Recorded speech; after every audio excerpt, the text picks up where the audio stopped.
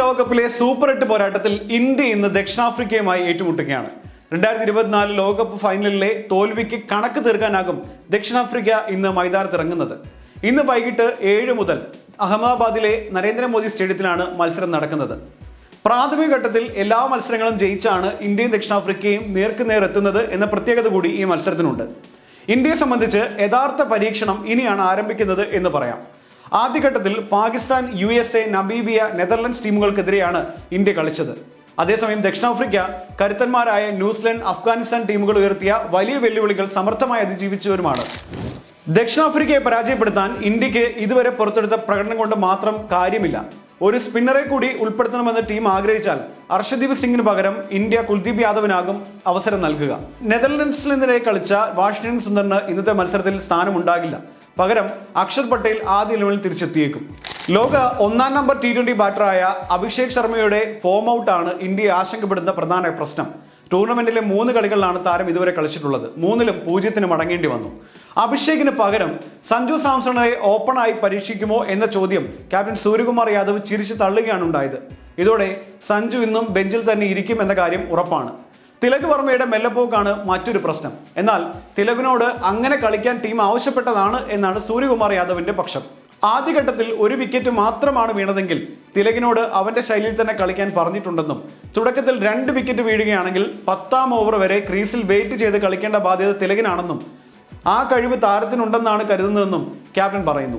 തിലകിനെ മാറ്റി 1 ഡൗൺ ആയി സഞ്ജുവിനെ ഇറക്കുമോ എന്ന ചോദ്യവും സൂര്യ ചിരിച്ചു തള്ളുകയാണ് ചെയ്തത്. തിലകിന് പകരം മലയാള താരത്തെ ഇറക്കണമെന്ന റിപ്പോർട്ടുകൾ നേരത്തെ വന്നിരുന്നെങ്കിലും അതും ഇപ്പോൾ ടീം ഇന്ത്യ തള്ളുകയാണ്. ടൂർണമെന്റിലെ 4 വിജയങ്ങളിലും നിർണായകമായി പങ്കുവഹിച്ച മിസ്റ്ററി സ്പിന്നർ വരുൺ ചക്രവർത്തിയുടെ സാന്നിധ്യമാണ് എതിരാളികളെ സംബന്ധിച്ച് ഭയമുണ്ടാക്കുന്ന പ്രധാനപ്പെട്ട കാര്യം. ഇന്ത്യൻ ടീമിൽ അധികം ആഘോഷിക്കപ്പെടാത്ത ഒരു നിശബ്ദ സാന്നിധ്യമാണ് വരുൺ. എതിരാളി ബാറ്റിംഗിൽ ആധിപത്യം സ്ഥാപിക്കുമെന്ന് തോന്നിച്ച ഘട്ടങ്ങളിലെല്ലാം വരുൺ വിക്കറ്റ് എടുത്ത് ഇന്ത്യയെ കളിയിലേക്ക് തിരിച്ചെത്തിച്ചിരുന്നു. നെതർലൻഡ്സിനെതിരായ അവസാന പോരാട്ടത്തിൽ ഇന്ത്യൻ ടീമിന്റെ ഇമ്പാക്ട് പ്ലെയറും വരുണായിരുന്നു. ടൂർണമെന്റിൽ 4 കളിയിൽ നിന്ന് 9 വിക്കറ്റുകൾ വീഴ്ത്തി വരുൺ ഇപ്പോൾ മികച്ച പ്രകടനമാണ് കാഴ്ചവെക്കുന്നത്. ഇന്ത്യൻ ടീമിന്റെ ബാറ്റിംഗിലുണ്ടായ അത്ര ആശങ്ക ബൗളിംഗ് ഇല്ലാത്തതിന്റെ പ്രധാന കാരണം ഈ വരുൺ പുലർത്തുന്ന സ്ഥിരത കൂടിയാണ്. ജസ്പ്രീത് ബുംറ വിക്കറ്റുകൾ അധികം വീഴ്ത്തില്ലെങ്കിലും റൺസ് കൊടുക്കാൻ പിശുക്കുന്നത് തന്റെ ഭാഗം ക്ലിയറാക്കി നിർത്തുന്നുണ്ട്. അർഷദീപ് സിംഗും മോശമല്ലാത്ത രീതിയിൽ തന്നെയാണ് പന്തെറിയുന്നത്. ഫിനിഷർമാരായ ഹർദിക് പാണ്ഡ്യ, ശിവൻ ദുബെ എന്നിവരും തങ്ങളുടെ റോൾ മികവോടെ കളത്തിൽ നടപ്പാക്കുന്നതും ഇന്ത്യക്ക് ആത്മവിശ്വാസം നൽകുകയാണ്. മറുഭാഗത്ത് Quinton de Kock, captain Aiden Markram, Dewald Brevis, Tristan Stubbs, Ryan Rickelton, David Miller എന്നിവരാണ് ദക്ഷിണാഫ്രിക്കയുടെ ബാറ്റിംഗ് കരുത്ത്. മാർക്കോ യാൻസൺ വരെ നീളുന്നുണ്ട് അവരുടെ ബാറ്റിംഗിന്റെ പവർ.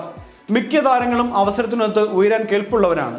ഫോമിലും മികച്ച രീതിയിൽ നിൽക്കുന്നത് കൊണ്ട് തന്നെ ഇന്ത്യൻ ബൗളിംഗ് ഇന്ന് ശരിക്കും പരീക്ഷിക്കപ്പെടും എന്ന കാര്യത്തിൽ സംശയം വേണ്ട. What is that strength that brings women together and helps them move forward? Self-help groups. Central Bank of India, under DAY NRLM, provides financial support to self-help groups and through Sent Nari Shakti to their members. Central to you since 1911.